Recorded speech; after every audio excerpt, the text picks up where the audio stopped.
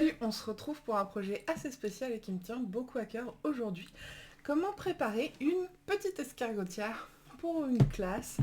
Et en l'occurrence, ce sera une classe de maternelle, si j'ai bien suivi, donc petite dédicace à la classe de Léa. Alors, on va reprendre un peu toutes les bases, l'organisation, le matériel, le bien-être animal, et en particulier celui des escargots. Et puis je vous dirai aussi pourquoi ça me tient particulièrement à cœur. Parce que mes premiers animaux étaient justement des escargots et j'aurais adoré avoir la chance de pouvoir passer plus de temps à observer les animaux et notamment les petites babettes quand j'étais petite, mais ça ne se faisait pas trop. Je n'ai pas l'habitude de parler aux enfants, donc je vais essayer d'adapter mon langage, mais ce serait bien si une adulte pouvait traduire en cas de besoin. Voilà, à tout de suite. Plus ces boîtes, elles s'ouvrent facilement, voilà, et elles se lavent. Alors celle-ci, elle sort tout juste du lave-vaisselle, et tant que j'y suis à préciser qu'elle sort du lave-vaisselle, je tiens à préciser que je viens de me laver les mains. C'est important pour la suite parce que avant la manipulation d'animaux et après, on se lave les mains. Voilà. Donc, de quoi un escargot a besoin? Il a besoin de manger, de boire, d'un abri, s'il se reproduit, d'un endroit où mettre ses œufs, parce qu'il pond. J'ai prévu ces petites cases, parce que je les avais déjà, j'adore les organisateurs de tiroirs. Alors, j'essaie de vous les montrer. Comme vous voyez, youtubeuse, c'est pas mon métier. Donc c'est des petites choses comme ça. Celle-ci, elle est plus grande. Pourquoi? Parce qu'ils ont quand même un bon besoin d'humidité. Alors, ce que je vais faire, ce que je vais mettre dedans, je vais changer. Hop, je repasse ici. Donc, alors j'ai choisi, j'en ai d'autres qui sont un petit peu moins transparentes. J'ai choisi pour la classe de prendre quelque chose de très très transparent parce qu'on voit bien au travers et déjà avec la bave d'escargot, c'est pas un luxe, mais surtout ça permet d'observer extrêmement bien les animaux. Et c'est vraiment très très sympa. J'ai pris ces lavettes, c'est je crois suédois, ça remplace nos éponges. On en a à la maison, j'ai découpé aux bonnes dimensions. En fait, ce que vous pouvez faire qui est beaucoup plus simple, mais moi je n'avais pas ce qu'il fallait à la maison, c'est de prendre une éponge et vous mettez un tupperware, une boîte en plastique de n'importe quel format autour. Enfin, vous mettez une éponge dans une boîte. Voilà, on est sur du basique, tout simple. Une éponge dans une boîte, l'éponge va permettre d'avoir pas mal d'eau tout en évitant que l'escargot ne se noie. Je verse de l'eau dedans. Les escargots, il leur faut également du calcium. C'est très important pour leurs coquilles. Alors, première source de calcium, je vous la présente vraiment en premier, celle-ci, parce qu'elle est gratuite, facile à fabriquer. C'est des coquilles d'œufs broyées. Voilà. Si vous mangez des œufs, vous gardez les coquilles. C'est très utilisé aussi en aquariophilie. Le seul truc, c'est de penser à retirer l'intérieur. Vous savez, cette petite peau là. Retirer la petite peau et puis après, faut taper un mortier pilon, etc. Ça peut être un peu fatigant, un peu rébarbatif. Ça peut aussi être une activité de détente. Pourquoi pas? Source très facile, les eaux de sèche. Ça s'achète en aquariophilie et aussi pour les reptiles, pour les escargots, etc. Ils vont venir râper la surface qui est texturée. Voilà. Alors moi j'ai remarqué que ça, pour les escargots, l'avantage c'est qu'effectivement ils savent où aller chercher parce que mes escargots viennent d'un élevage et que c'est ça qu'ils leur donnaient, donc tout de suite ils ont compris, ils sont allés le chercher. Mais au point de vue hygiène, c'est un peu embêtant, c'est pas très propre, ils en foutent partout. Puis il y a énormément de gâchis parce qu'en fait ils font popo ça, hein. Ça traverse et ils leur font popo.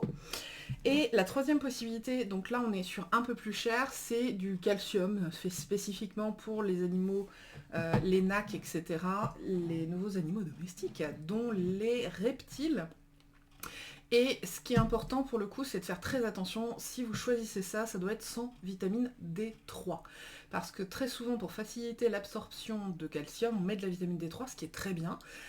Oui, sauf que là, on est sur des animaux qui sont à volonté. Donc si c'est pour des coléoptères, des scarabées, des cloportes, ou des animaux où on leur donne à volonté, pas de vitamine D3, parce que là, on peut avoir une hypervitaminose.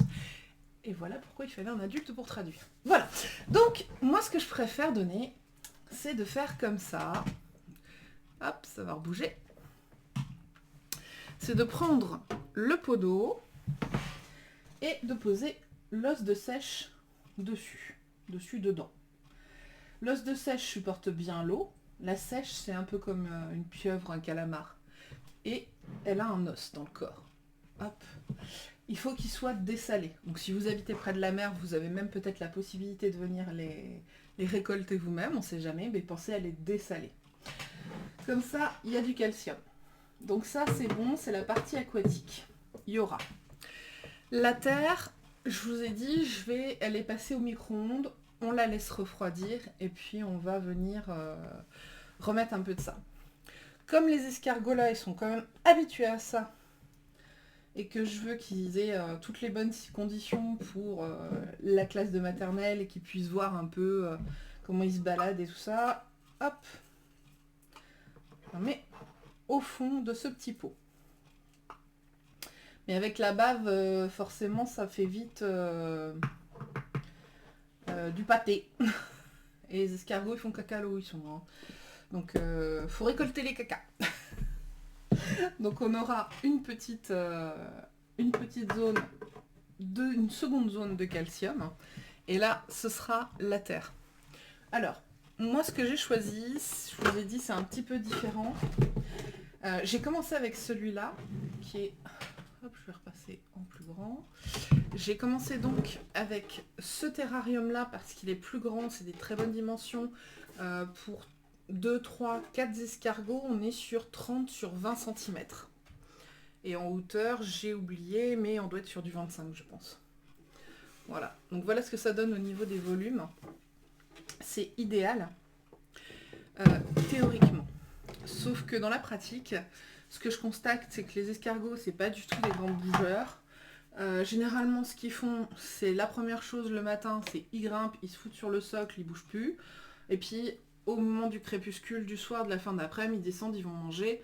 Ils font leur petit truc et puis après, le matin au réveil, à mon réveil, ils repartent là-haut. Et c'est fini, bonne nuit. Tchuss. Donc mon installation ressemble plutôt à ça. Donc là, il n'y a personne. C'est qu'en fait, j'ai choisi d'avoir 2 terras. Et de passer tout simplement le truc au lave-vaisselle. Par contre, très important, il faut prévoir une ventilation. Ça, c'est des boîtes de chez Action. C'est des 4 litres 5. Et elles coûtent, je crois, dans les 2-3 euros. Donc c'est vraiment économique. Et ça, c'est accessible pour les classes notamment. Puis les contenants, prenez ce que vous avez. Hein. Alors, prenez ce que vous avez. Le verre, c'est possible, c'est facile à laver et à désinfecter. Donc c'est intéressant, mais par contre, ça casse et les coquilles d'escargot, l'escargot, s'il tombe, ça peut le blesser. Donc le plastique, et surtout les plastiques un peu souples, comme celui-ci, hop, voilà, ça se bouche, ça se tord. C'est plus intéressant parce qu'il y a peu de risques que l'escargot se blesse dessus. Par contre, ceux-là sont pas transparents. Celui-là, c'est quand même relativement dur, un peu moins que le verre. Et c'est bien transparent, c'est de l'acrylique. Voilà, c'est un peu entre les deux, quoi. Faites ce que vous pouvez. J'avais vu sur internet que le fait que les escargots montent, ça pouvait être un manque de cachette au sol. Moi j'ai essayé de mettre énormément de cachette, la première chose qu'ils font c'est monter. C'est peut-être valable que pour les escargots non arboricoles justement. Les escargots exotiques, parce que vous trouverez certaines informations qui sont valables pour les acatina, les escargots africains, et qui ne seront pas valables pour les escargots français. Donc je vais remplir un des petits pots avec de la terre. Alors vous voyez qu'il y a pas mal de racines, c'est parce que on fait du compost, on fait des choses comme ça, donc on récupère nos pots, les plantes qui n'ont pas fonctionné, etc. Donc je leur en mets un peu. J'ai été leur chasser, leur cueillir des aliments. Qu'est-ce qu'on leur a fait de beau? On leur a pris. Hop là. Alors, là, c'est un test. Je n'avais pas essayé avant. C'est de la feuille de patate. Mais alors, vu l'appétence que mes limaces et les escargots du coin semblent avoir pour les feuilles de patate, je me suis dit, allez, on y va. Alors vous remarquerez qu'elles sont mouillées, je les ai lavées parce que, donc c'est pas stérilisé mais c'est rincé parce qu'il peut y avoir des parasites ou des choses comme ça. En l'occurrence, les feuilles de patates sont les fourmis. Les fourmis élèvent des pucerons dessus. Voilà. La dernière fois qu'on a essayé de récolter des patates, on s'est fait attaquer. Donc je vais leur mettre des feuilles tendres de patates. Voilà. Je vous mets au milieu, hein, qu'importe. J'ai récolté de l'amarante. Ça pousse tout seul ce truc, c'est vraiment impressionnant. Et ça se mange pour les humains, c'est très bon d'ailleurs. Ça se mange un peu comme de l'épinard, mais je trouve que c'est meilleur. Donc je leur mets de l'amarante. J'en garde aussi pour ceux que je vais conserver, hein, qui ont bien aimé l'amarante. Ça c'est quoi? C'est de la feuille de patate aussi. Hop, et de l'amarante. Voilà. Et ça, c'est de la livèche. Alors, moi, je déteste parce que ça a un goût et une odeur très prononcée de céleri. Donc, moi, j'aime pas le céleri. Donc, forcément, je n'aime pas. Par contre, nos escargots ont bien aimé. Donc, de la livèche. Tout ça, c'est validé. Alors, remarquerez que là, on est surtout sur des feuilles. Plutôt feuilles, légumes, machin. Ce qu'on a essayé, qu'ils aiment beaucoup également dans la catégorie, c'est la courgette. Ça, c'est gros kiff. Beaucoup aimé la courgette. Et sinon, la pomme. Mais ils nous laissent souvent la peau. Alors, c'est magnifique parce qu'on dirait qu'ils nous l'ont pelé de l'intérieur. Ils aiment beaucoup la pomme, mais pas la peau. C'est trop dur. Oh, non, on veut de la chair. On va arriver au moment qui vous intéressera peut-être un peu plus, le transfert. Alors je vous rappelle que je me suis lavé les mains. Voilà. J'opère toujours tout doucement pour ne pas risquer un accident. Voilà. Donc là on en a 2 qui sont suspendus. Et ben voilà, on a eu un accident. Tout doucement. Et je vais en profiter pour vous montrer des choses. Déjà, qu'est-ce que je fais en priorité? Je me mouille les mains.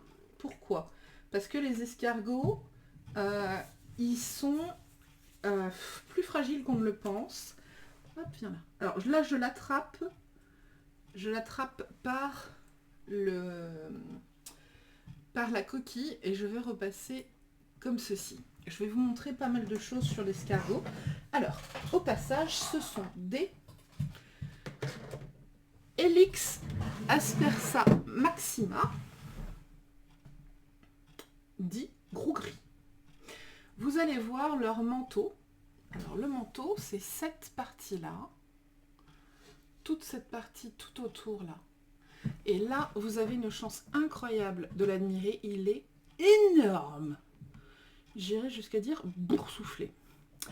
Alors, le fait qu'il soit gros comme ça peut être très très très mauvais signe, dans le sens où ça peut être signe d'un traumatisme. Je vais voir si je peux faire un meilleur zoom en utilisant mon téléphone. Voilà. Faut juste que j'arrive à me positionner comme il faut. Et c'est donc la caméra 1. Voilà. On va regarder cette petite merveille. Vous voyez le trou ici? C'est son pneumostome. Donc cette partie-là, il ne faut jamais, jamais, jamais qu'elle soit immergée dans l'eau. Parce que c'est par là qu'il respire. C'est par ce trou-là. C'est aussi par là qu'il fait caca. Eh oui! Moi, t'es magnifique, toi. Tu es superbe. Tu es superbe. Tu veux te poser? Oh, pas trop vite. Alors, vous allez voir les 2 tentacules du bas. Là, c'est compliqué, hein, les zoomotos là-dessus. Les 2 tentacules du bas, sur sa tête, voilà, c'est les petits. C'est ceux qui lui permettent de sentir, de palper et de toucher les choses. C'est ce qu'on appelle les tentacules tactiles. Les 2 du haut, c'est ses yeux. Mais alors, ses yeux, je veux dire, moi je suis super migros, mais lui c'est encore pire. En fait, avec ses yeux, il voit quasiment que lumière du jour. Bon, alors par là c'est obscur, par là il y a de la lumière. Oui, c'est rigolo. Donc j'ai humidifié ma main pour que ce soit plus facile pour lui de se déplacer. Oup, oup, ben voilà la preuve. Ça se décolle tout seul. Alors, je vais en profiter pour vous montrer un truc, c'est qu'on ne tire jamais Jamais sur un escargot. Là, je pense qu'il est un peu fatigué. Alors, je vais vous montrer plusieurs choses. Hop, si j'y arrive. Si on y arrive à trouver le bon angle. Alors, déjà, je vous ai montré que son manteau, là, la partie grise, était très très gonflée. Normalement, elle n'est pas comme ça. En fait, là, c'est parce qu'il est en période de reproduction. Donc ça, c'est... Hop. Ici. Ça, c'est ces hormones qui font ça. Deuxièmement, le trou ici. Attendez, j'ai du mal à viser. Le trou ici, c'est le péristome. Le pneumostome, pardon. Par où il respire et fait caca. Est-ce qu'on voit la petite tache claire? Alors, moi je la vois, mais elle est très très très... très très... Faut pas regarder de l'autre côté, toi. Tu veux pas regarder par là? Vous avez vu? Vous voyez, la petite tache claire là, sur le bord de son cou, juste là, ça c'est ses organes génitaux. Et c'est par là qu'ils vont venir se reproduire et pondre les œufs, justement. Cette toute petite tache claire ici. Donc là, on la voit quand même pas si mal que ça. Alors, mes mains ont eu le temps de sécher. Je pense que là, pour lui, ça commence à être... Voilà. Alors là, on voit très très bien le pneumostome. Voilà. On voit bien. C'est par là qu'il respire et qu'il fait caca. C'est pour ça qu'on a mis une éponge pour pas qu'il risque de se noyer. Voilà. Et là, il agite ses yeux. Et là, ça y est, il a repris la marche sur moi. Et d'ailleurs, vous savez combien de pieds a un escargot? Pas 0. Il en a 1. Tout ça que vous voyez là, tout ça, c'est son pied. Tout ça. Voilà le gros gris en action. Alors, pour déplacer un escargot, on ne tire jamais sur sa coquille, on le blesserait. Et ça peut le tuer. Donc jamais on ne tire comme ça. Soit on l'incite à venir grimper là où on veut. Et encore une fois, je vous conseille de vous mouiller les mains propres. Voilà. C'est pas très pratique quand il est sur votre propre main pour... Ah oui, là je t'embête. Hein. Donc là, ce que je fais, c'est que je l'embête un petit peu pour l'inciter à lâcher prise. Le truc, c'est que comme il me connaît, il est plutôt keep cool avec moi. Donc il est plutôt... vous voyez, il est tout mou. Il rentre pas direct dans sa coquille, il fait « Ouais, je m'en fous, je la connais, elle me fera pas de mal. » Oui, ouais, rentre quand même dans ta coquille, va. Et on va l'installer dans son nouveau chez lui. Tu vas avoir des enfants. Tu vas avoir des enfants, tu te rends compte? Oh, salut toi. Passe une longue vie, belle et heureuse. Elle a vu du dessus. Reste là, toi. Reste là. Avec du calcium à manger. Bon, on voit pas mon doigt. Ils ont de quoi faire leur reproduction. De quoi avoir du calcium pour leur coquille. Ils ont de quoi avoir de l'eau, mais sans risque de noyade, et de quoi s'alimenter. Voilà. Et puis, au niveau cachette, ils vont se mettre tranquillement où ils veulent. C'est-à-dire, les connaissant, au plafond. Et voilà! Qu'est-ce que je viens de faire à votre avis? J'ai fini. Donc, j'ai rangé mes affaires, je me suis lavé les mains. Maintenant, je vais vous parler un petit peu des escargots de manière très générale. La plupart sont hermaphrodites, c'est vrai ou c'est faux? Eh bien, ça dépend. La plupart des escargots terrestres sont effectivement hermaphrodites. Donc, les escargots qui vivent sur Terre, comme ceux-ci, effectivement, sont surtout hermaphrodites. Par contre, les escargots aquatiques qui vivent dans l'eau, j'en ai aussi dans l'aquarium là-bas, sont plus souvent sexués, c'est-à-dire qu'il y a des mâles et des femelles. Voilà. Le tout, c'est de connaître les animaux, de réfléchir à ce qu'il leur faut, de réfléchir à ce que vous avez, comment vous pouvez répondre à leurs besoins. Et si vous avez des questions, posez des questions à des personnes qui connaissent ces animaux-là. Et puis, voyez ce qu'on vous répond, testez, expérimentez, toujours en essayant de garder un maximum de respect des animaux. Maintenant, le sujet qui fâche, le surplus. Alors, l'espèce là, elle a détrôné dans l'élevage français. Vous savez, l'escargot de Bourgogne. En fait, l'escargot de Bourgogne, traditionnellement, c'est Helix pomatia et c'est le gros blanc. C'est-à-dire que son manteau, là, le gros bourrelet près de la coquille que je vous ai montré, il est blanc. Là où celui que je vous ai montré est gris. L'Helix Pomatia, quand il pond des œufs, il en pond, je crois, 10 à 30. L'Helix Aspersa Maxima, il en pond 100 à 200. Donc, autant dire que l'escargot de Bourgogne, au point de vue héliciculture, donc la culture des escargots pour l'alimentation notamment, c'est fini. Il y en a quasiment plus qui le font, il y en a quelques-uns qui le font, et l'élevage se fait dans d'autres pays, et ils sont transformés en France, je crois, mais ils sont élevés ailleurs. Quand vous aurez des pontes, si vous avez plus de 2 escargots, ça va sûrement arriver puisqu'ils sont hermaphrodites, c'est-à-dire qu'ils sont à la fois mâles et femelles, ils vont pouvoir se reproduire si vous en avez au moins 2.